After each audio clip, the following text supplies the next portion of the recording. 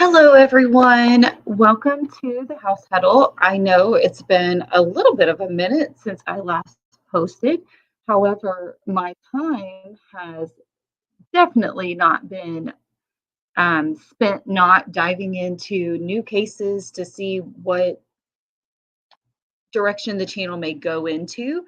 So I'm going to give like a brief intro and then we're going to dive into the story.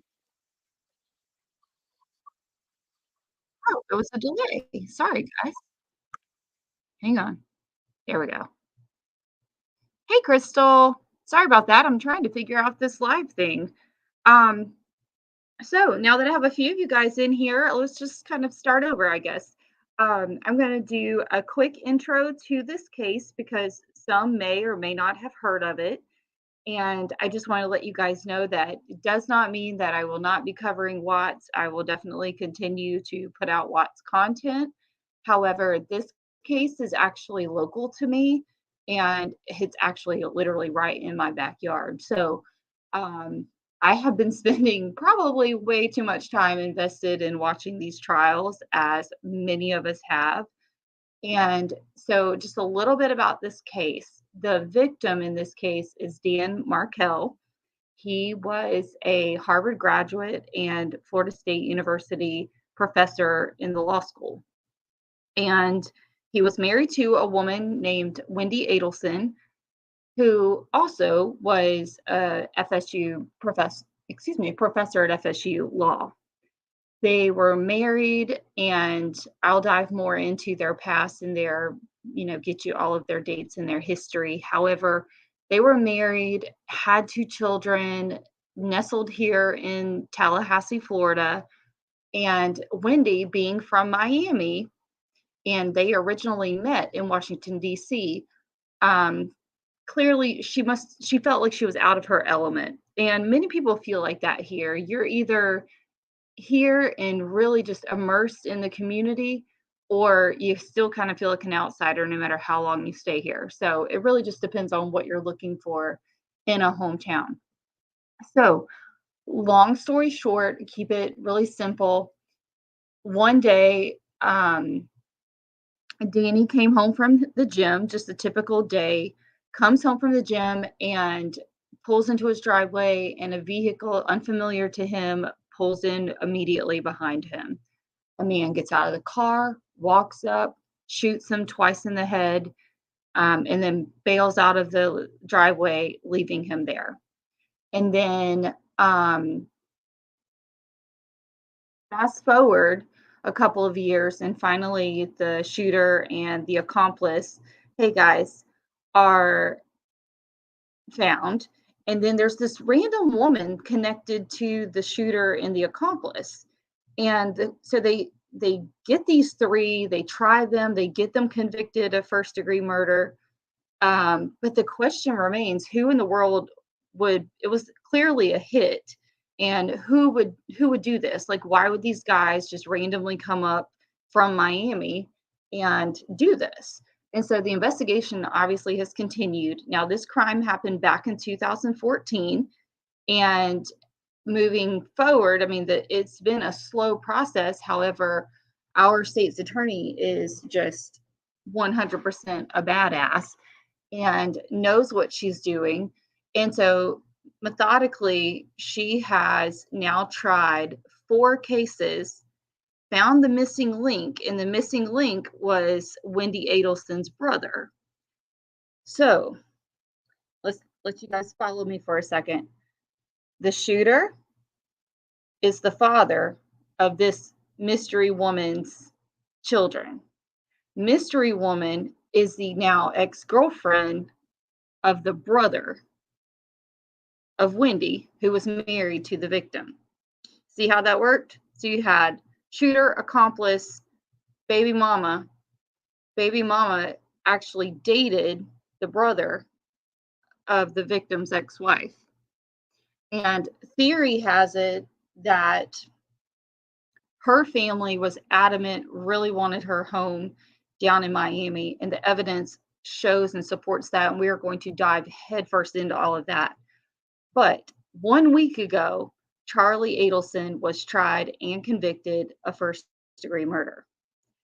Just last night, we got report that Donna Adelson, who is the grandmother, so this is Wendi and Charlie's mother, was just arrested last night at Miami International Airport with a one-way ticket to Vietnam with a stopover, I think, for 2 days in Dubai.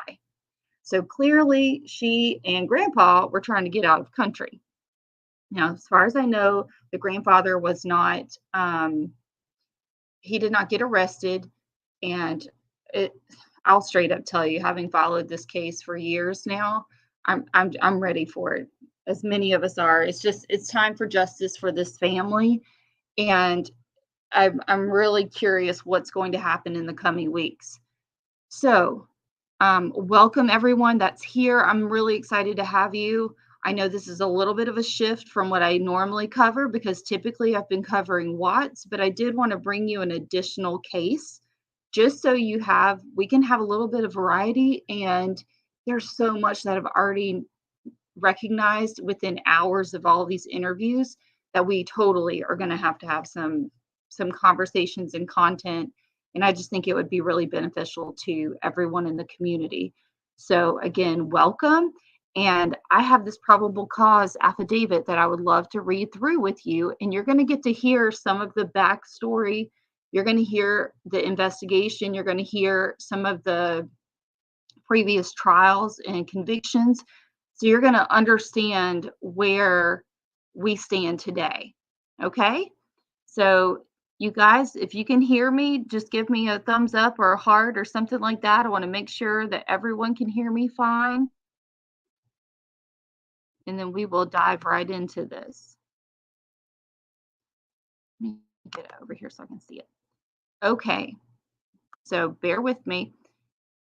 This is the probable cause affidavit. You can see it was dated November 13th, 2023. The defendant is Donna Sue Adelson. Charges are first-degree murder, conspiracy to commit first-degree murder, solicitation to commit first-degree murder. Guys, I have to point out that Georgia Kappelman has landed a guilty verdict on all 3 charges for the last 4 cases that she's tried in this homicide. So just this one case, as of now, the gunman, the accomplice, and the baby mama in the middle, who basically set it up and arranged it, have all been convicted. So we'll learn more about that as we get going, okay? If you have any questions or comments, drop them in the live chat, and then I will look over there momentarily, okay? So summary of offense and probable cause affidavit. This affidavit sets forth probable cause to believe that Sigfredo Garcia and Luis Rivera murdered Florida State University Law School professor Daniel Markel, and the murder was arranged through Catherine McBanois, Charles Adelson, and Donna Adelson, in violation of Florida statutes, murder per chapter 782. On Friday, July 18th, 2014, at 11:02 a.m., a report of a shooting was received at 2116 Trescott Drive, the home of Florida State University Law School professor Daniel Markel in Tallahassee, Florida. Upon arrival, Tallahassee police officers found Markel slumped over in the driver's seat of his vehicle from an apparent gunshot to the head. Markel was transported from the scene to a local hospital where he later died from the injuries sustained during the shooting. The investigation of the crime scene found no indication that this incident was part of any other criminal intent, such as a burglary or robbery. A neighbor heard a loud bang and looked out his window, where he saw a small silver or light-colored vehicle resembling a Prius backing out of the victim's driveway. He walked over to check on Markel, discovered him in distress, and called 911. I will tell you, listening to this man's testimony is just heartbreaking. Investigators located the victim's ex-wife, Wendi Adelson, at a local restaurant and transported her to the Tallahassee Police Department for an interview. During the interview of Wendi Adelson, she made statements suggesting the murder of Markel could have been arranged by someone on her behalf without her knowledge. Wendi indicated her parents were very angry at Markel and further suggested that someone could have arranged the murder thinking it would be helpful for her. She specifically mentioned that her brother, Charles, aka Charlie Adelson, joked about hiring a hitman to kill Markel in the past. She said her brother makes a lot of jokes in bad taste and had previously commented that he looked into hiring a hitman, but it was cheaper to buy her a television as a divorce gift. Wendi indicated that she did not think her brother would actually commit this crime. It should be noted that Wendi's mother, Donna Adelson, set a television repair appointment on July 11th, 2014 for Wendi's television to be repaired on the morning of the homicide, July 18th, 2014. Oh, how crazy is that? Records obtained from Best Buy show a service was completed on her television the morning of July 18th, 2014, the same date of the homicide. Wendi stated that after the divorce, she wanted to relocate to South Florida with her children. She felt her former in-laws would suspect her of murdering their son since she was denied the ability to move by the court. Wendi filed for divorce on September 10th, 2012. The divorce was later finalized by a marital settlement agreement, or MSA, on July 31st, 2013. Investigators reviewed voluminous documents, including emails, text messages, and court documents. The review determined Wendi Adelson and her brother Charles, as well as their parents Harvey and Donna Adelson, were determined to have Wendi and the two Markel children relocated to South Florida, where the Adelsons reside after her divorce from Markel.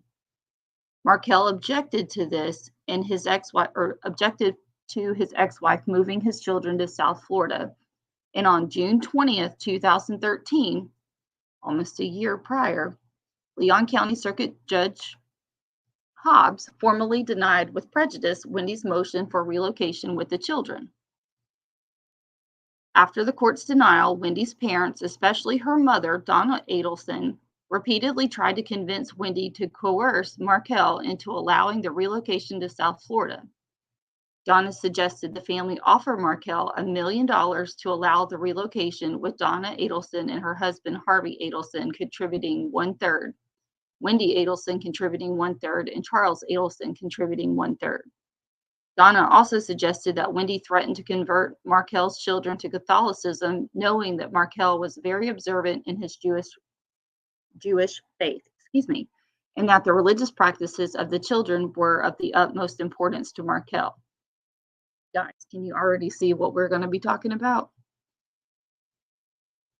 I do want to say that in addition to what they're showing here, the family actually consulted with an attorney to make sure that the $1 million offer was legal and that they weren't going to be breaking any laws by offering him the money to basically allow them to move down to South Florida.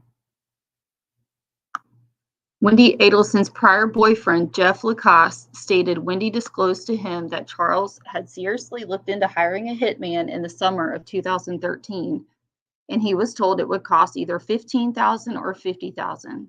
Lacoste also reported that when he was visiting Charles Adelson with Wendi Adelson in the spring of 2013, Charlie Adelson bragged about being connected to a Cuban criminal element. It was learned that around the time of the murder, Catherine Magbanawa was involved in a personal relationship with Charles Adelson. Magbanawa's cell phone number was, and then have the number, call records show Magbanawa as one of Charlie's top contacts, and text communication confirmed the relationship was more than a friendship. It was later confirmed by Catherine Magbanawa. Charles Adelson enlisted Magbanawa, who then enlisted the father of her two children, Sigfrido Garcia, to carry out this murder. Garcia enlisted Rivera's assistance and Magbanawa. Garcia and Rivera were compensated for their actions. Magbanawa was the only link between Markel and the shooters. Garcia and Rivera Magbanawa's only ties to Daniel Markel R, Charles Adelson, in a couple instances where she met Wendi. The only way Magbanawah, Garcia, and Rivera knew of Daniel Markel and his relationship with the Adelson family was through Charles Adelson, who just last week was convicted of first-degree murder. While in the interviewing room, Wendi wanted to call her parents to notify them of the incident. While contemplating aloud as to what she would say, she told the victim advocate sitting next to her that her parents were very angry with Markel and described it as a very fucked up situation. Wendi then called and talked to her mother, Donna. After notifying Donna of the shooting, this is where it gets interesting, guys. Wendi asked her to notify Charlie of the shooting so Wendi would not have to do so. After Wendi's conversation with her mother, Donna Adelson called Charles. I keep calling him Charlie because that's what they refer him to.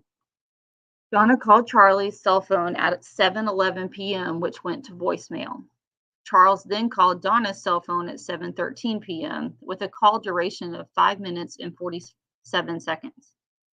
At 7:29 p.m., Charlie called Donna again with a duration of 6 minutes 31 seconds. At 7:36 p.m., Charlie called Catherine Magbanawah, cell phone with a duration of 2 minutes and 49 seconds. You guys, these cell phone chains are beyond interesting to me because you literally can follow the chain of communication all the way from the top to the bottom. Let's see. Wendi's parents, Harvey and Donna Adelson, made contact with the lead TPD investigator at Markel's memorial service on Sunday morning, July 20th, 2014, in Tallahassee. They agreed to contact the TPD investigator to arrange an interview before returning to South Florida. The following day, the TPD investigator contacted Wendi on her cell phone. Once the investigator identified himself, Wendi claimed to have a bad connection and the call was terminated. Less than 5 minutes later, Wendi's attorney called the investigator and informed him that Wendi left town with the children and parents en route to South Florida. The attorney could not provide a date for Wendi's return to Tallahassee and requested he be contacted for any further inquiries. Hey guys. Hey Bill Mac. Oh yes, I'm so ready to be covering this one. I've been sitting on it for a few weeks now. Let's see. Harvey and Donna Adelson left Tallahassee with Wendi and the grandchildren the day after the memorial service without speaking to the investigator as promised. Since leaving, no one in the Adelson family contacted TPD or inquired about the status of the investigation. Charles Adelson did not attend the memorial service for his ex-brother-in-law. In July of 2015, Wendi changed the boys' names from Markel to Adelson. On July 18, 2014, Markel left his home that morning and drove his two children to the daycare on the west side of Tallahassee. Markel drove to Premier Health and Fitness. Markel arrived at Premier, where surveillance video shows a silver or light green Toyota Prius enter the parking lot after Markel parked his car. After Markel went into the health club, the video captured the Prius in the parking lot where the driver moved the vehicle to different parking positions while Markel was in the building. No individuals ever exited the Prius. Additional surveillance video discovered for the day of the homicide show the same Prius before and after the homicide, including following Markel into Markel's neighborhood immediately prior to the shooting.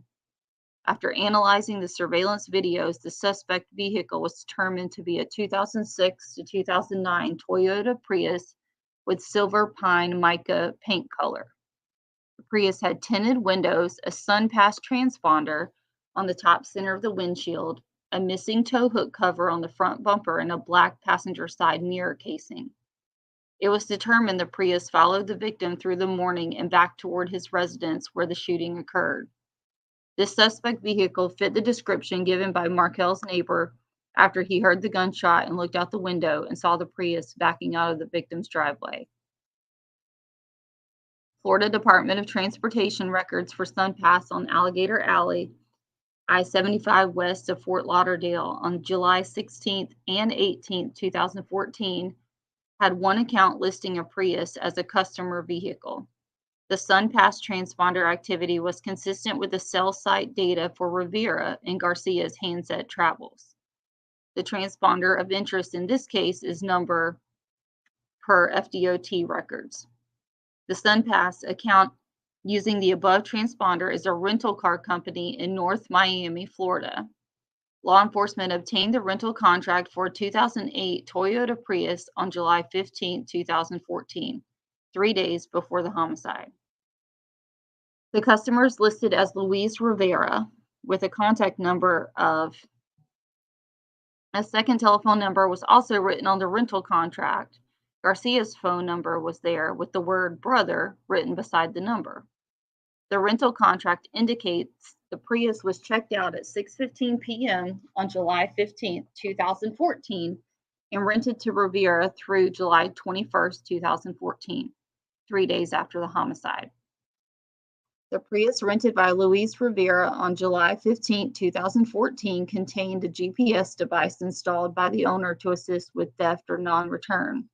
The GPS company records have the vehicle location on July 15, 2014 at 10:25 p.m. at the parking lot of 7501 East Treasure Drive, North Bay Village, Florida. This was the location of Magbanawa's residence at that time. On July 18, 2014 at 12:26, the vehicle was located at North Monroe Street and East 6th Avenue. That is literally, I drive past there all the time. On July 19, 2014 at 1:26 a.m., the vehicle was located behind 1505 Northeast 135th Street, North Miami, Florida. This address is the residence of Jessica Rodriguez, who is a girlfriend and has a child with Rivera. Cellular location data for Magbanawa, Garcia, and Rivera is consistent with them being in the area of Magbanawa's residence during and around the time the vehicle GPS showed its location to be in the parking lot of Magbanawa's condominium. Both Garcia and Rivera met with Magbanawa the night before departing for Tallahassee to commit the murder. I'm trying to look over at comments every now and then, guys. Analysis of Rivera's checking account revealed an ATM transaction took place in Broward County on July 18, 2014 at 6:46 p.m.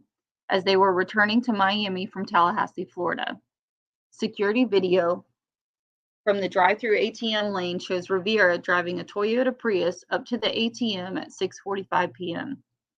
As the Toyota Prius exits the ATM area at 6:47 p.m., a Florida license plate can be seen on the rear of the car.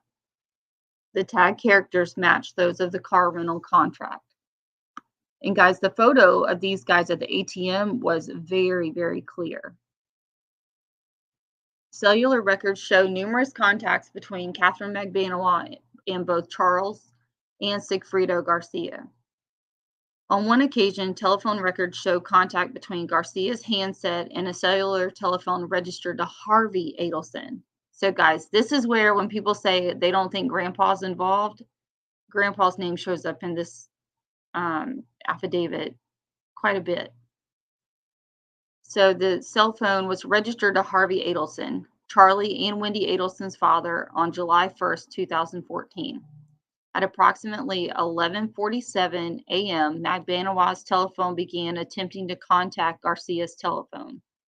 Over the next 5.5 hours, Magbanawa attempted to contact Garcia approximately 48 times.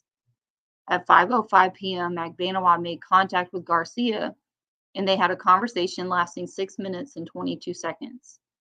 Approximately 9 minutes later, at 5:20 p.m., Garcia's cellular telephone attempted to contact Harvey's cell phone. The cell records indicate this call went to a voicemail. Telephone number blank was being used by Garcia prior to the murder and had been in contact with Magbanawa's telephone number approximately 2,700 times between May 1st, 2014 and July 19th, 2014. Let's see. When Garcia's cell phone ceased activity the day after the homicide, telephone number 305 blank belonged to Luis Rivera during the time leading up to Markel's murder. Here we get to some timelines, guys. The following contacts took place the morning of July 18, 2014. Let me look at the comments real quick. I really do appreciate you guys being here. Let's see. Denise K. I haven't followed this case, but 9 times out of 10, if a murder is an execution without carjacking or stolen valuables, it's someone's close spouse. Yeah, this case I've been following for several years. It's got many twists and turns, and it's a whole new take on conspiracy, that's for sure. All right, so here we go. The morning of July 18th, 2014. At 12 to 12:23 a.m., Rivera and Garcia's handsets communicated with cell sites in the area of a roadway inn on North Monroe Street. At 12:01 a.m., Magbanawa contacts Garcia, over a minute. 12:07 a.m., Charlie contacts Magbanawa, over 7 minutes. At 12:34 a.m., Magbanawa contacts Charlie for a minute. Then at 1:02 a.m., Charlie contacts Donna, who was grandma. At 1:03 a.m., Charlie contacts Magbanawa. 8:09 a.m., Donna contacts Wendi. And then at 8:50 a.m., Dan Markel drops his children off for the last time at Creative Preschool. At 9:02 a.m., Dan Markel contacts Wendi Adelson for 1 minute, and she missed that call. At 9:12 a.m., Charlie Adelson contacts Wendi. That conversation takes place for a minute. At 9:19, Wendi contacts Charlie, and they talk for over 18 minutes. At 9:38 a.m., Charlie contacts Donna Adelson for 30 seconds. At 9:58 a.m., Charlie contacts Magbanawa over 6 minutes. 10:07 a.m., Magbanawa contacts Charlie Adelson for a minute. At 10:08 a.m., Magbanawa contacts Charlie Adelson for 9 seconds. At 10:09 a.m., Charlie contacts Magbanawa for 6 minutes. At 10:52 to 10:55 a.m., neighbors hear the gunshot and see small light-colored vehicle pulling out of Markel's driveway. 11 a.m., subject is on the phone with Markel, attempts to call Markel back, and call goes to voicemail. So Dan was actually on the phone when he pulled into the garage, and when the shooter came up and shot him, he was still in the middle of that conversation. And so that's what they're talking about when it says subject was asking if he's okay. At 11:02 a.m., Markel's neighbor calls 911. At 11:06 a.m., Donna Adelson contacts Charlie. 11:22 a.m., Charlie contacts Donna for a 7-minute conversation. 11:30 a.m., Charlie contacts Magbanawa for 30 seconds. 11:31 a.m., Charles Adelson or Charlie contacts Magbanawa for 5 minutes. On the morning of July 18, 2014, Garcia's telephone ceased activity just before 10 a.m. while in the area of Premier Gym, with the last text message occurring at 9:58 a.m. The next event on Garcia's telephone was text messages and or notifications being received at 12:29 p.m. Immediately afterward at 12:30 p.m., Garcia placed a call to Magbanawa, which was the first contact initiated by Garcia after the homicide. This call occurred when Garcia's phone was in the area of Lake City, Florida, so they were already on their way back, on or near I-75, approximately 1.5 hours after the shooting was reported. Approximately 2 hours after Garcia and Rivera arrived back in Miami, Magbanawa departed her residence and went to Rivera's residence while attempting to contact Garcia by telephone. Now, in testimonies, when we dive into those, you guys will learn that Garcia was high as a kite and drunk by the time he got back to Miami. Magbanawa traveled north to Charlie Adelson's residence, where she would remain until the following morning. Magbanua stated while at Charlie's house, Charlie was armed and acting frantic. Charlie told her his mother and father had just left his residence and left money that his mom had washed. At Adelson's trial, Magbanua testified that the money she received was damp and moldy, consistent with being physically washed, and was stapled into $1,000 stacks. Magbanua took a Xanax that was provided by Adelson and fell asleep. The next morning, 7/19/2014 at 9:44 a.m., Magbanua left the residence and was told by Adelson that the money was in the trunk of her car. Magbanua attempted to contact Garcia. Communication records in Charlie Adelson's iCloud show Donna Adelson telling Charlie she was, quote unquote, outside your house at approximately 8:59 p.m. on July 18, 2014. Cell records for Donna Adelson and Harvey Adelson show an arrival time of 1:25 a.m. in Orlando, Florida, leaving an approximate hour-and-a-half time block consistent with her being at Charlie's residence. Donna and Harvey Adelson traveled to Orlando for the evening and then on to Tallahassee the following morning. Prior to the homicide, Magbanua was employed at a Miami area dental office. Investigation revealed that after the homicide occurred in July 2014, Magbanua started receiving paychecks from the Adelson Institute for Aesthetics and Implant Dentistry, which were handwritten and signed by Donna Adelson. These paychecks started in September of 2014 and were consistently in the amount of $407.58, which she received every 2 weeks. The memo section of each check indicated it was for a period of 10 days, usually preceding the date of the check. The checks continued at least through April of 2016. On at least 2 different occasions, Magbanua received paychecks in advance of the time period indicated on the check, and frequently received sequential checks. So meaning like if they were doing payroll checks and, say you have 5 employees, well, employee 1 gets check number 1, number 2, number 3, number 4, number 5. So then employee number 1 is not going to get check number 2, they're going to get numbers 1 and 6. Whereas Catherine Magbanua was getting like 1, 2, 3, 4, 5. Magbanua received a significant amount of cash after Markel's murder. In the month following the murder, Magbanua deposited over $13,000 cash. In the 6 weeks following the homicide, she deposited more cash than she did in the entire year leading up to the homicide. These numerous deposits were conducted mostly through ATMs in increments of $300 to $2,000. From the homicide through November 2015, the total amount of cash that investigators identified deposited into Magbanua's accounts is over $56,000. This amount is over and above the paychecks that she had received. The investigation revealed that Magbanua did not work at the Adel Institute. Magbanua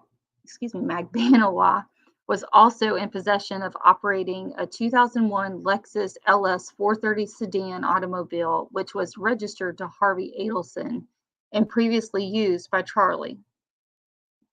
On January 23, 2016, the title for this car was transferred to Magbanua, and new license plate was obtained in Magbanua's name. Motor vehicle records indicate the vehicle was sold to Magbanua for the price of $1,700. In addition, Magbanua received cash and numerous gifts from Charlie since Markel's murder. A review of their financial records indicated that Charlie Adelson and Donna Adelson had the financial means to finance this murder and provide ongoing compensation to Magbanua. On April 19, 2016, an undercover agent made contact with Donna Adelson in reference to Markel's murder. The undercover agent provided a press release of Markel's murder, asked for $5,000, and provided a phone number at which he could be contacted. As a result of this contact, conversations were intercepted. Guys, this was absolutely genius because they had not heard much in this case. I mean, they were putting the pieces together and lining everything up. But it kind of reached they reached that point where things just kind of paused. And they were trying to figure out, well, how are we going to basically connect the lowers to the uppers? Like, how are they going to connect the two groups of people? They were trying to figure that out. And this is what they notoriously call the bump. So if you're watching any type of news media on this case, or you're watching other live streams, just know that when they refer to the bump, this is what they're talking about. It physically was a interaction where grandmother dropped the kids off at school. She walks out and this random person bumps into her. It says, "Oh, by the way, I need you to take care of X, Y, and Z." And her reaction is very, very telling. Let's see, Denise, that's okay. You're not interrupting. Oh, honey, they had so much money that life insurance alone was just like, this was not a financially motivated crime.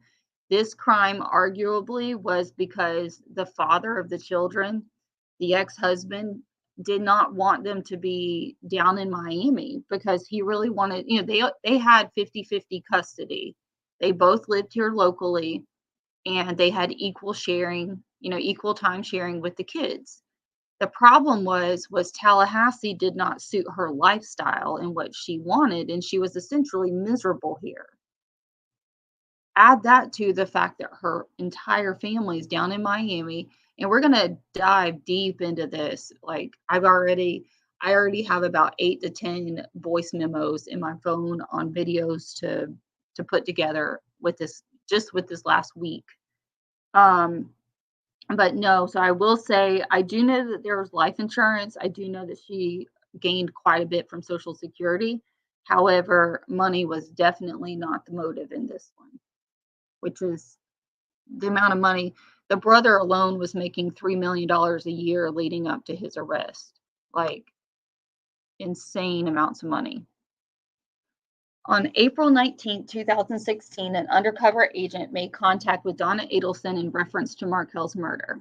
The undercover agent provided a press release of Markel's murder, asked for $5,000, and provided a phone number at which he could be contacted. As a result of this contact, conversations were intercepted. Call number 1380. Donna Adelson called to Charlie, asking him to meet her about some paperwork that was hand delivered to her outside her condominium, the Icon on South Beach. During this conversation, when Charlie inquired whether it involved him or others, Donna responded in a whisper, "Well, probably both of us." When Charlie asked her to repeat herself, she stated, "Probably the two of us, and you probably have a general idea about what I'm talking about." When Charlie inquired further, Donna said this is not something she wants to discuss over the phone. Call number 1382. Donna and Charlie discussed meeting and whether or not Charlie needed to bring cash. Charlie inquired whether or not a threat was involved and whether the police should be contacted. Donna responded that this time she did not believe that was a good idea. I will pause right here and interject my thoughts on Charlie's trial this past week. Some of these phone calls and Donna's responses are what made me almost buy into, like, I do believe that Charlie was extorted to some degree, but I don't believe it was extortion by the hitman. I believe he was extorted by his own family and unfortunately made some stupid decisions, and now he's in prison for the rest of his life. Anyway, there's always more on that for sure. It's just beyond twisted. Call number 1386. Charlie called and immediately told his mother, Donna Adelson, don't talk about these things in the apartment or any place. He then asked if the person was black, white, or Hispanic, to which Donna said he was white. Charlie said it sounds like something that needs the police. Donna said she may have to, but wants to talk to him first. When Charlie asked what the letter asked for, Donna said, this TV is probably about 5. Charlie asked if they asked for $5,000, to which Donna responded affirmatively. Donna also said they mentioned an ex-girlfriend. So call number 1392, Charlie Adelson called Catherine McBanawa. So do you guys see how this bump happened? The bump happened FBI talks to mom or talks to grandma. Grandma immediately calls Brother Charlie. Brother Charlie then immediately calls Catherine Magbanua, who is ultimately the tie to the hitman and the accomplice. So this was genius on the FBI's account, because you have absolutely nothing buzzing for a moment, and suddenly, bam, there's your connection. So, I don't know, that's pretty impressive to me. Let's see. Charlie explained the situation to Magbanua as he understood it from his mother. Something regarding her son, something regarding his ex-girlfriend, and the person asking for some money. Charlie tells Magbanua that he is going to see his mom the next day to discuss the matter. There is some discussion of whether Magbanua is the girlfriend referenced by the agent. Charlie said he thought his mother said the agent mentioned Magbanua's name, but he is not sure and will follow up with her if the situation does involve her. Magbanua agrees to meet Charlie in person the next day, April 20th, 2016, around 4 p.m.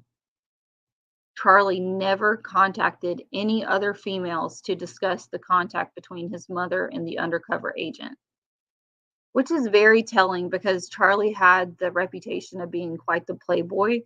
And so if some random stranger bumps into your mother on the street and he just mentions some girl, and your mom says it's one of your girlfriends, but she doesn't tell him exactly which one, then you would think that he, instead of only calling Katie, he would have been calling the other women as well, and he didn't. That's why that one little line in this affidavit is so important. The morning of April 20th, 2016, Charlie told his mother he would meet her at home and at 12:35 p.m. After Charlie arrived at the Icon where his mother and father reside, he and Donna walked outside to a remote table behind the building and sat close together while conversing. None of their conversation was successfully captured. After meeting with Donna in person, he called Magbanua and traveled to her in Sunny Isle at the real estate office where she worked. When Charlie arrived at the strip mall where Magbanua worked, they talked briefly outside, then went into a restaurant, Dolce Vita, near the real estate office. Their conversation was captured while they sat in the restaurant. The following statements Charlie made directly to Magbanua were previously only audible with use of proprietary software. Through the use of an expert, the audio conversation between Magbanua and Charlie was clarified. The following are portions of that conversation. And this, guys, is what hung him in his own case this last week. If they had any evidence, we would have already gone to the airport.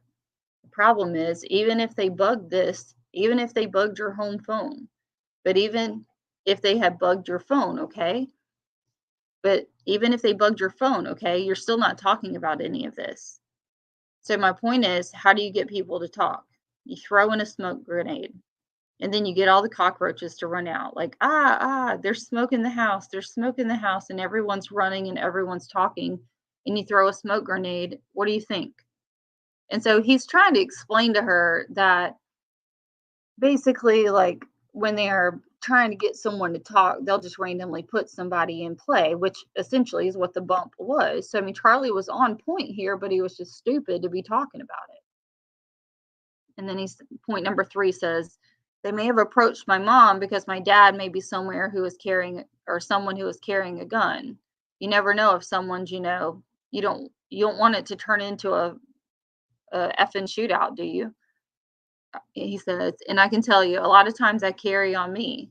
I mean, someone comes up to me and Magbanua says, are you carrying on you right now? And he says, I mean, I'm going to start carrying one on my back, like, a holster that fits in your shirt.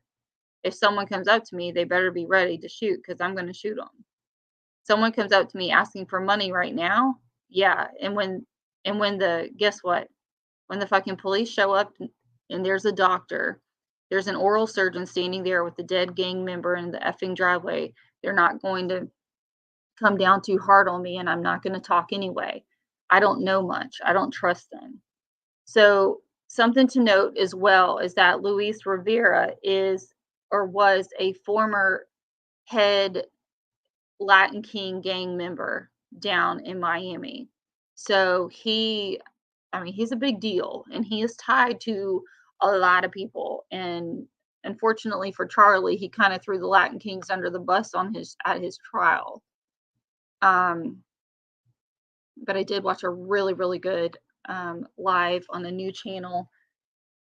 I think it's called STS the other day, and they did an interview with a Latin King gang member and just asked him all kinds of questions, and it was really, really interesting. So point number 4, Katie, this is not like some chick showing off tattoos to your man. This is happening, and it's serious because these people are going to come back. They didn't go through the trouble of seeking my mom out to hand her that and then go away. So I got 2 options. They're not going away. May wish they'd go away and never come back, but they ain't going away. The trouble they went through, and then it dwindles off. Number 5, no, it's very simple. Like, if you're going to charge me, then charge me. Number 6, what I'm saying is that this person is not going away. They came very equipped with details. Where did the details come from? I don't know the details. Number 7, 2, they said. The guy's name is 2-0. I don't even know who the fuck it is. Is there just 2-0?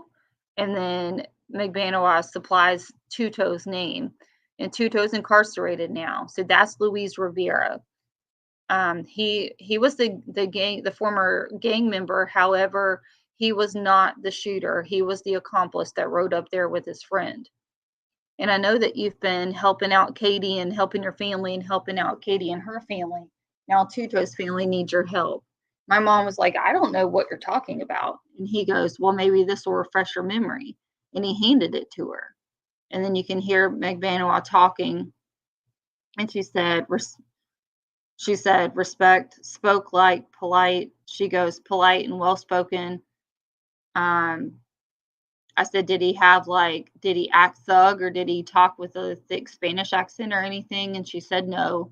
I said, was he white or Hispanic? She said he was white, but he could have been Hispanic, and then McBanois starts talking and could have mistakes. I mean, everybody in Miami is Hispanic, so it's like you can't tell.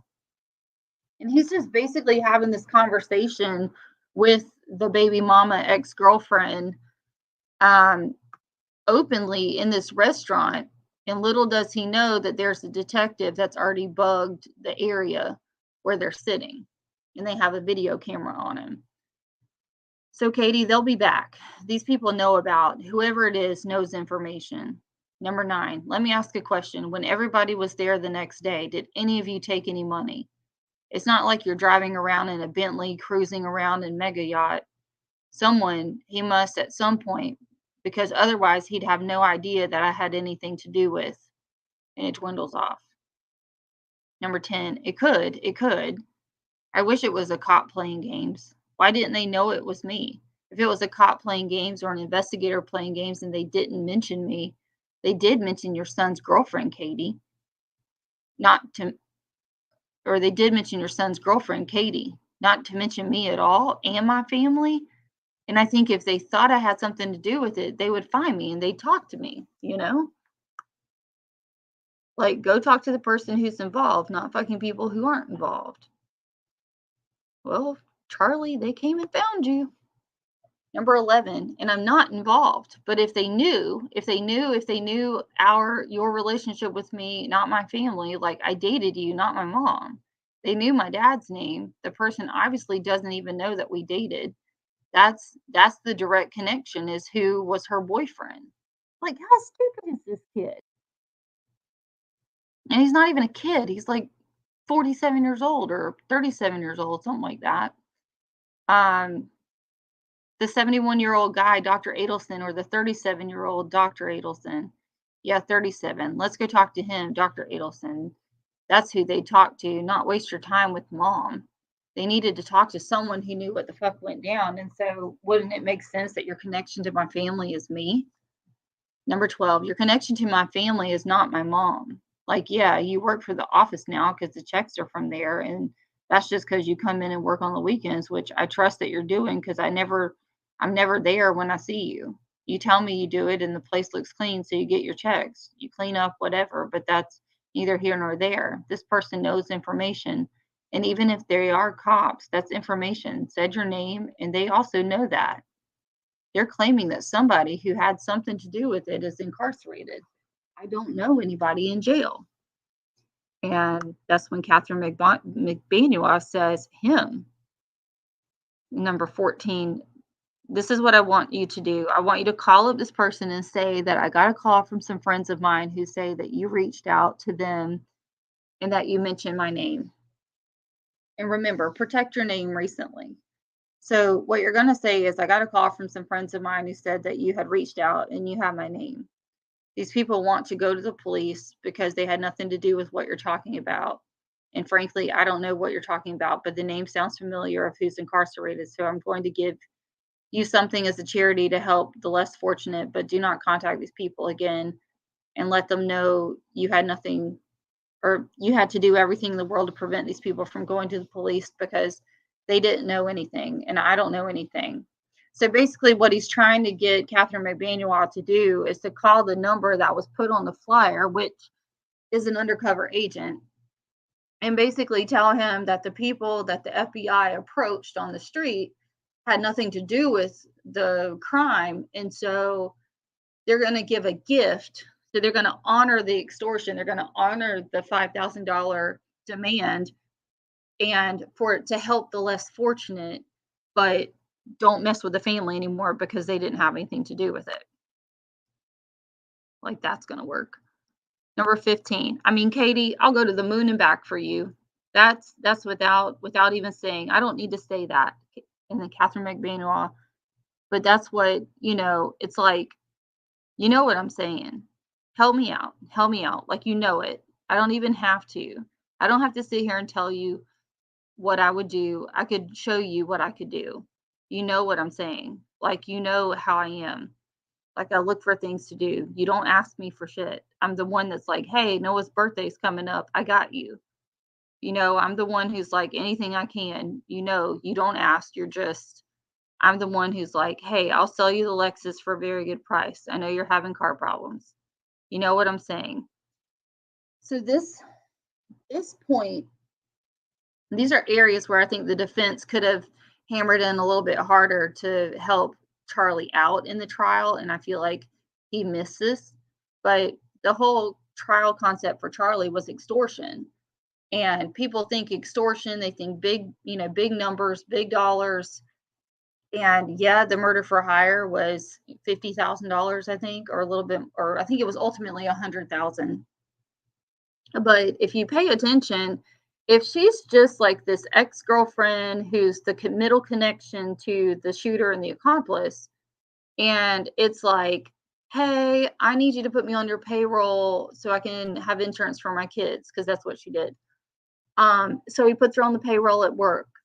And then it's, hey, I'm having car problems. So then he gives her a really nice car, and they put down that she paid for it for $1,700.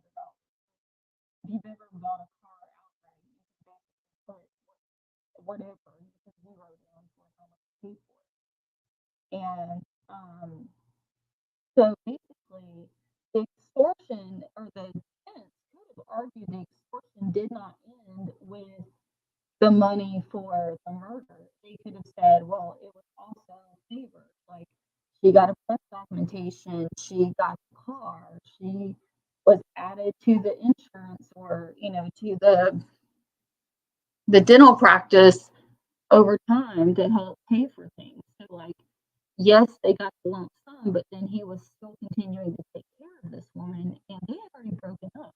So it's not like they were together. Uh-oh, something wrong with the mic. All right, is that better? Okay, hold on. Let me figure it out. Hang on. Okay, how about that?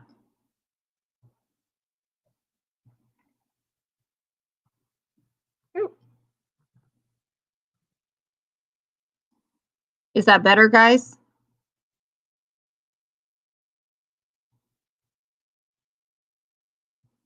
I'm just waiting on somebody comment and let me know. Okay, perfect. Sorry about that. So basically, it's an area where the defense could have fought a little bit harder, in my opinion, for Charlie. And it probably would have actually helped out the grandmother quite a bit now that she's arrested. Not that I think this family needs any help because they are a bit demented. Number 16. I know my head was, when I was leaving the house, I literally had the bag out and I had it with my car keys. I know, well, if you want, you guys can swing by my house later. So what are we doing? Catherine McBanois was talking. I want you to take it back, write the number down, and I'm going to give you cash. And I want you to talk to 712, 6570. And then I guess that was like the end of the conversation that they had. And so moving forward, it says, after the in-person meeting with McBanois, Charles called Donna back to report about his meeting and said he is handling everything. Donna then called Charlie back, sounding very concerned. On April 21st, 2016, calls were intercepted between McBanois and Charlie, and they attempt to disguise their conversations using real estate references such as security, property, posted incorrectly, and wrong tenants for rental property. Charlie and his dad, Harvey, met for dinner later that evening. This is a recording I'm looking forward to listening to in its entirety. McBanois and Garcia were intercepted having numerous arguments over the phone. The morning of April 21st, 2016, it appeared McBanois was trying to convince Garcia to figure out who the phone number belonged to and place the call himself. In a heated exchange, Garcia said, "I'm not making that fucking phone call." He later said, "I'm going to take care of this fucking problem." And that's on call number 825. So now, baby mama and ex-girlfriend or same person, is fighting with the shooter over calling the undercover agent. On Monday, April 25th, 2016, a letter was sent to Harvey and Donna Adelson. This letter was sent via USPS by investigators for the purpose of follow-up from the undercover's initial conversation. Calls intercepted indicate Donna shared the information with Charlie, who in turn forwarded it to McBanois. McBanois again asked Garcia to either determine who the phone number belonged to or to call the number. McBanois reported to Charlie the phone was either out of service or not a good number. It appeared Garcia lied to McBanois about making the call or had not called the correct phone number. The agent's phone was not called and was working properly after conducting tests to verify. So basically, the shooter tells his baby mama that he tried and the number just didn't go through. It wasn't working, which was a lie. Later the same date, Charlie called McBanois and asked if she was on her way. It appeared Charlie and McBanois had been communicating through a different source to schedule a meeting. Later review of iCloud messages from Charlie's records indicate he and McBanois would often communicate via WhatsApp, a phone application that allows for secure communication not retrieved in a cellular record. Charlie directed her to Harvey and Donna's building to meet with them. Charlie told McBanois that he was talking to his parents about everything. Charlie continued to try and convince her to meet with meet at Donna and Harvey's building, but eventually agreed to meet with her at another location. McBanois called Charlie back who advised that they are meeting at a marina near Monty's. Keep in mind, and we'll go through it some more, but they offered this woman full immunity. Guys, full immunity. This woman is a mother of 2 children facing life in prison. They offered her immunity twice. They literally said, you're either going to get life in prison or you can walk out of here today and go home to your kids. But she had to give up somebody, and she refused to do it. So now she is spending life behind bars. Absolutely stupid. But there's many theories out there why she's still holding on. On April 26, 2016, Charlie called Donna and they discussed the conversation that occurred the night prior. Donna said she felt better after their conversation. Donna asked Charlie to let her know once things are taken care of. He further stated, if you don't know who the person is, it's a much bigger problem. Charlie said, if you know who it is, it's very, very easy. Charlie told Donna to stop getting worked up about things. Charlie assured Donna that there was nothing she needed to worry about and that it was being looked into. On May 4th, 2016, at approximately 2:09 a.m., a text message was sent to Donna's cell phone from the undercover agent. I gotta imagine how they were feeling, guys. Like, first, you bump into them on the street. Secondly, they send a letter to your address so they know where you live. Now they're texting you. Like, that totally has to set them off. Later in the day, Charlie asked Donna if she was okay, and Donna advised she would talk to Charlie about it on Sunday. Charlie wanted to talk to Donna before Sunday, and they agreed to Charlie coming by around 11:30 that morning the following day. While driving to meet with Donna, Charlie called Magbanua, advising that there was a new problem and he may need to meet with her later that day. On May 5th, 2016, Charlie arrived at the Icon and they agreed to meet at the pool area to discuss the text message. This time, Harvey is present, so Grandpa's there this time, with Charlie and Donna as they huddled at the corner in a corner area for privacy. There was no oral intercept captured due to the location they had the conversation. After the meeting, Charlie left the Icon and called Magbanua, asking her how someone would get his mother's number. Magbanua told Charlie it's possible to locate the phone number online. Charlie used specific phrases sent via the text message. Charlie called Donna and they discussed paying the $5,000. Charlie advised the sooner they pay the money, the better. They discussed being nice but firm when the money is to be paid so the person knows that it's a one-time payment. Oh, gosh. Okay, how was that, guys?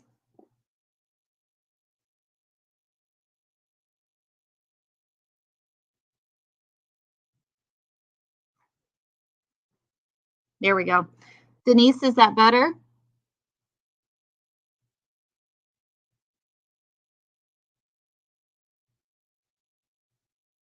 I think I'm going to be investing in a microphone soon. All right. How is that, guys? Can you hear okay?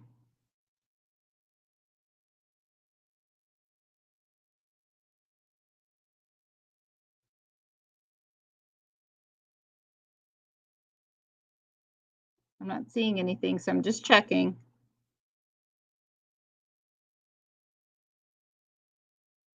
All right, guys, so I've paused momentarily because I don't want to miss anything until you guys let me know if you can hear. Okay, perfect. Thank you, Tim. Charlie called Donna and they discussed paying the 5,000. So basically they're having this conversation where it's saying um he's just saying that we need to go ahead and pay it quickly, but make sure you're firm with them so that they know this is a one-time thing. And you guys know you don't just cave and give in to blackmail because it's just going to continue. And so on Friday, May 6, 2016 at 5:03 p.m., Donna successfully contacted the agent by calling the phone number. The total duration of the call was 8 minutes and 48 seconds. The call was recorded by the FBI. In summary, Donna made the excuse her grandchildren had possession of her phone, so she did not know that he called. Donna went over the previous contacts between herself and the agent. She said she took him seriously and she was stressed out. She claimed she asked friends what she should do. She denied knowing anything referenced by the agent concerning help provided to her by the agent's friend, Rivera. She then brought up the reward offered and suggested he seek that out instead. So basically, instead of giving the 5,000, she suggested, why, if you're really wanting the money, then why don't you contact the police and go after the reward money? So, like, if he had something to help with the case, then contact law enforcement and just, this was actually really smart on her part. The agent reminded her the problem was not going away, and she did know Magbanua and what was done for her. Donna continued to deny knowledge and ended the conversation by saying she would call the agent back. So basically, she still tried to pretend like she didn't know the accomplice and she didn't know Katie Magbanua. And that's where the agent kind of drilled her down, was saying he knows that she knows who she is. So later on at 5:07 p.m. on May 7th, Charlie told Magbanua about a new CD he wanted her to listen to. Look at that, another CD to listen to, indicating he had a recording of the call between Donna and the agent. Charlie used the reference potbelly pigs to refer to police, which Magbanua responded, "That's not good." On May 25th, 2014, or I'm sorry, there must have been a typo. So this should be 2016. Sigfredo Garcia was arrested for his involvement in this case. So on May 25th, 2016, they arrested the shooter. On May 26, 2016, electronic surveillance suggested Charlie Adelson and Catherine Magbanua were in close proximity to each other and may have met in the overnight early morning hours. On June 28, 2016, Luis Rivera was arrested for his involvement in the case. On September 30th, 2016, a proffer was conducted with Luis Rivera in the presence of his attorney. This proffer was not recorded. Rivera was sworn prior to any testimony. Rivera stated he has known Sigfredo Garcia since childhood. Garcia told Rivera about a high-dollar robbery he wanted to do with Rivera in Tallahassee. The first time Rivera and Garcia traveled to Tallahassee was in June 2014. Once they departed for Tallahassee in June 2014 was when Rivera learned that Garcia actually wanted him to commit a murder, not a robbery. Garcia promised Rivera $30,000 to commit the murder. While en route to Tallahassee, Garcia provided Rivera with more details explaining that a woman with 2 kids wanted her ex-husband murdered so she could have full custody of the children in Miami. Garcia told Rivera the offer was presented to him by Katie Magbanua, and the total payment for the murder would be $100,000. Rivera suggested robbing the woman of the $100,000 instead of committing the murder. So, as much as they tried to blame the Latin Kings for how heinous this was, he was not the shooter, and he actually suggested, why don't we just rob her and take the money instead of committing a murder. The two traveled with a long barrel 38 Taurus revolver and a short barrel black 38 Smith & Wesson revolver. The two around the victim's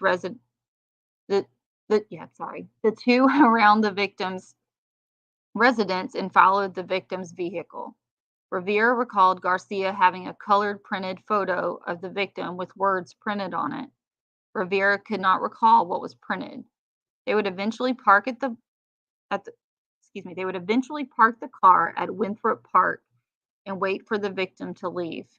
Rivera would later show investigators where they parked and the routes they took to the victim's residence. Rivera indicated Garcia told him Magbanua approached Garcia with the offer of $100,000 to be divided amongst the 3 of them. $40,000 was for Garcia, $35,000 was for Rivera, and the remainder was for Magbanua. Garcia later offered $2,000 more to Rivera. After losing the victim and failing to complete the murder in June, the two decided to return to Miami. So apparently what happened when they came in June was they noticed that Danny had the kids with him, and Rivera, said, "I'm not doing this with kids around." So then they ended up planning a second trip. So approximately a month later, the two returned to Tallahassee to commit the murder. Rivera rented the Prius in his name. They arrived in Tallahassee in the early morning, July 17, 2014. The same morning, July 17, 2014, they drove to the victim's neighborhood. While driving around, Garcia involuntarily discharged the revolver through the floorboard of the Prius. Rivera noticed the car started losing power, and they learned Garcia shot a hole through the gas line.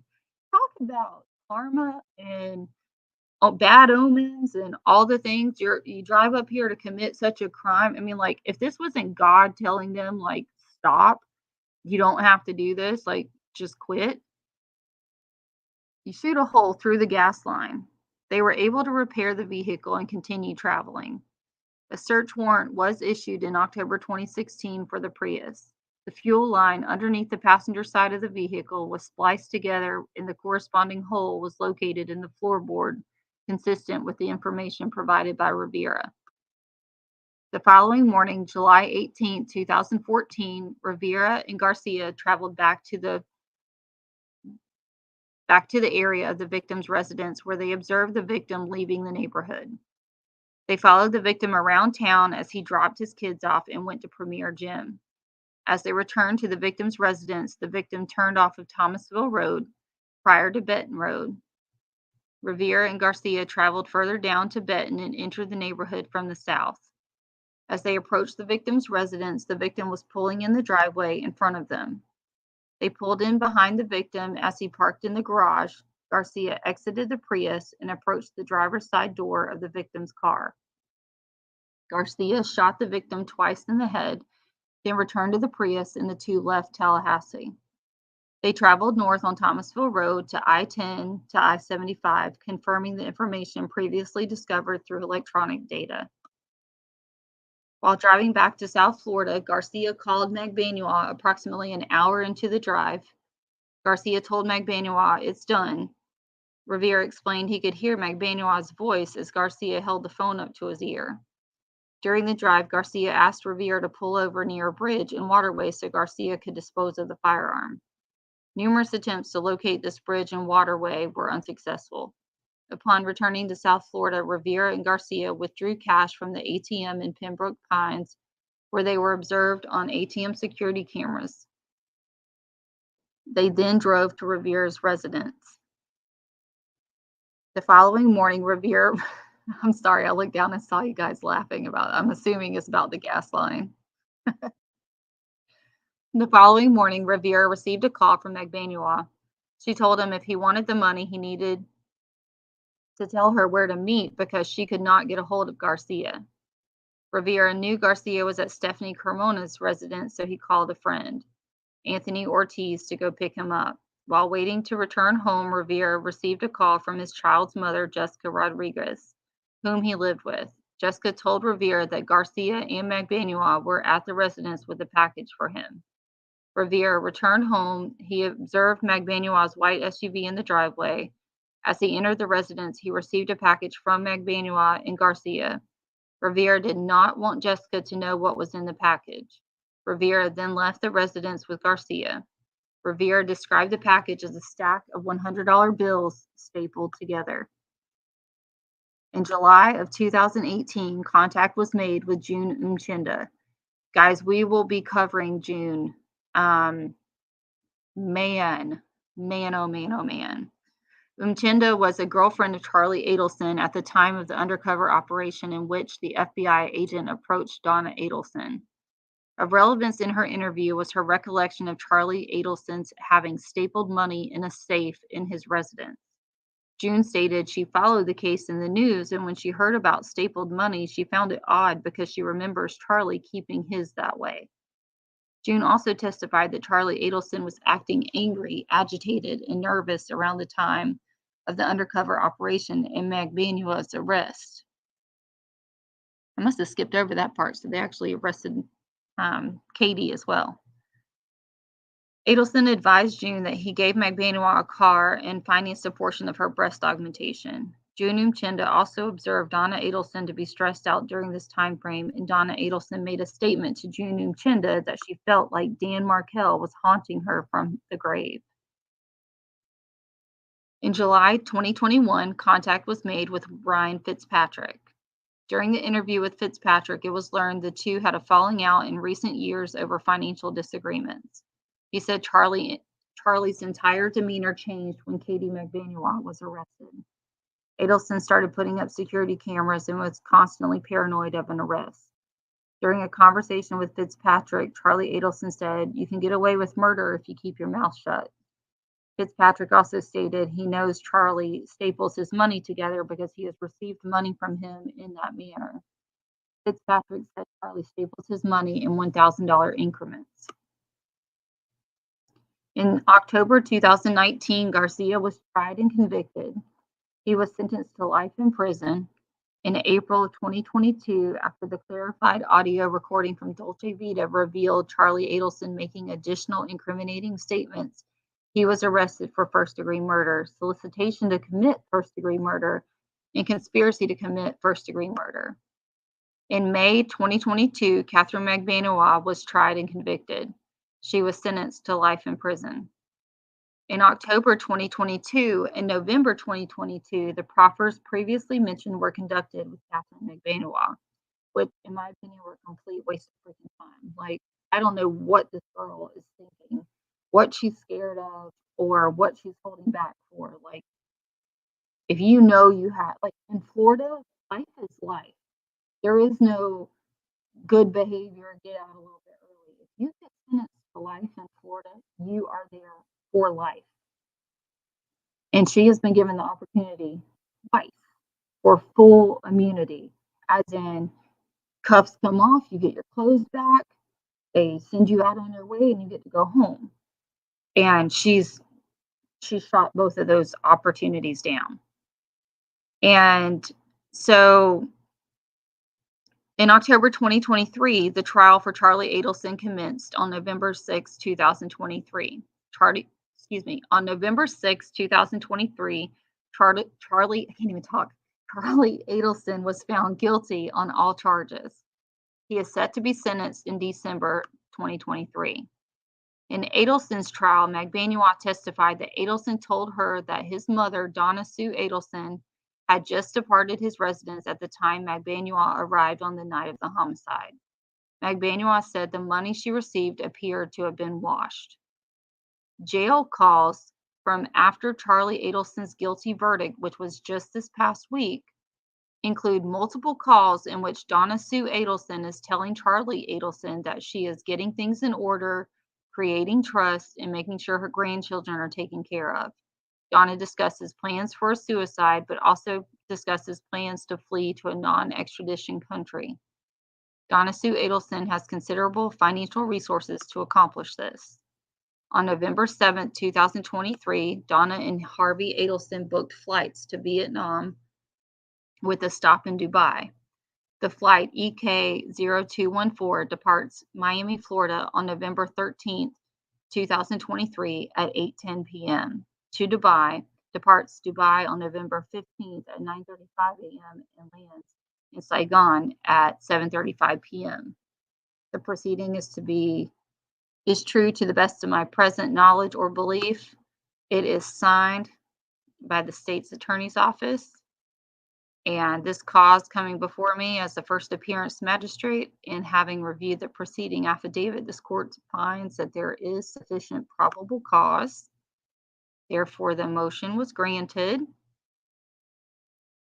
and the warrant was drawn up.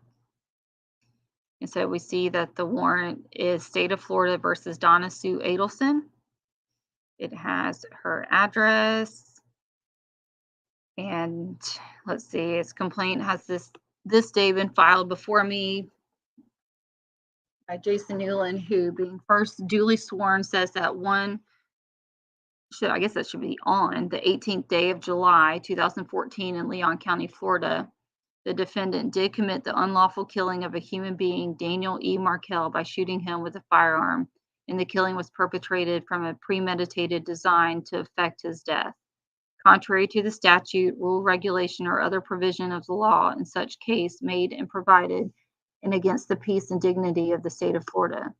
These are therefore to command you to arrest instanter the aforesaid defendant and bring him or her before me to be dealt with according to the law, given under my hand and seal this 13th day of November, 2023. And Judge Everett signed the warrant. Let's see. So she is to have no contact with co-conspirators. And I do know that she was denied bond. So she is not allowed. She's not going anywhere. She is staying put. I did watch the first hearing this morning Try not to go too quickly because I don't want you to get dizzy. But basically, these are just copies that are additional, double checking to make sure there's not anything extra. Oh, here we go. To all and singular sheriffs of the state of Florida, whereas a complaint has this day been filed before me, Jason Newland, let's see. The defendant did conspire with another person, Charlie Adelson, and others to commit first-degree murder, and in the course of such conspiracy did engage in specific conduct which resulted in the death of Daniel Markel, contrary to the state statute. So basically, I believe there's a warrant for each charge that she has, and I did get to watch the first appearance earlier today.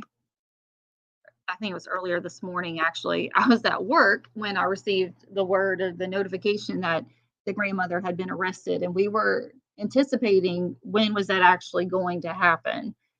And it is definitely a step in the right direction. I know we're all eager to see where this is headed. I do want to wrap this up, but I want to tell you just a couple of things. I want to say thank you so much for joining in and being here. I'm really looking forward to bringing more videos, more we're going to be doing more lives, especially when Donna's trial is set in the hearing. We have the sentencing hearing coming up in December for Charlie, and just there's so much to talk about because I was listening to Wendy's former boyfriend during the time of the murder, and listening to how she was treating him and how Charlie has treated his girlfriends in the past. Listening to their testimonies is almost identical. And so it's an angle of just psychosis and psychology that I think it would be interesting to dive down into, because so many times the reason I chose to look into this case even further is because when I was covering the Watts case, I often would get asked, well, or told rather, that it's not always the women. It's not always the women. And you're right. Victims are not just women, it happens to men too. And I sat down and had a wonderful conversation with my oldest son about this. And he just brought so much insight as a young man. And I'll be sharing that conversation as well. But it really just made me realize that, you know what, this is a case where we can all learn something. And it's beyond, it's interesting on just many levels. It's insane to think that this entire family conspired to do this and money was not the issue. You know, so many times money is the issue. And that wasn't the case here. And it's just, I don't know, it's absolutely heartbreaking and disgusting that the Markels, the Markels lost their son over something just absolutely senseless and meaningless. Like there was no reason behind it. And so anyway, I don't want to drag it out, but I do want to just say thank you guys so much for being here. As soon as I get the next video put together, I will get it uploaded.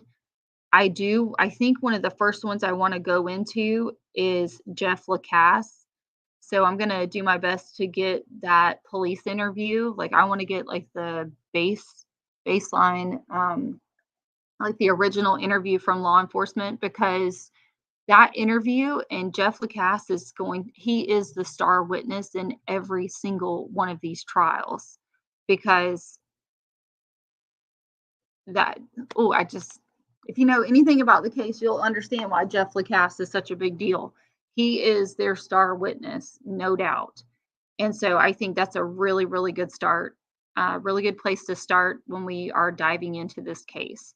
So as we transition a little more away from Watts and into the Markel murder, I hope that you guys will join me. And yes, I will continue. I've got to finish up my Kessinger series, and I have a parents series for the Watts that I want to put out as well. So the content is coming. It really is. It's just a matter of time, editing and publishing it. So again, thank you guys so much for being here. And until next time, we'll talk soon, guys. Thank you.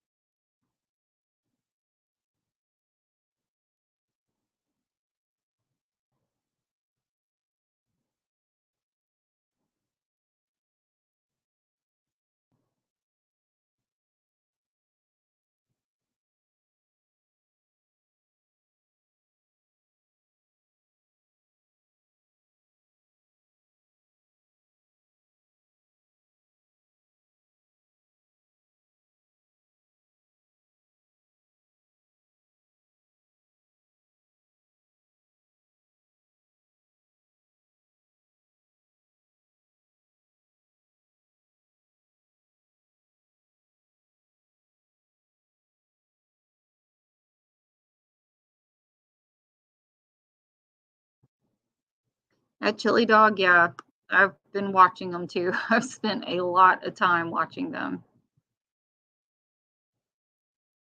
Milmac, thank you so much for being here.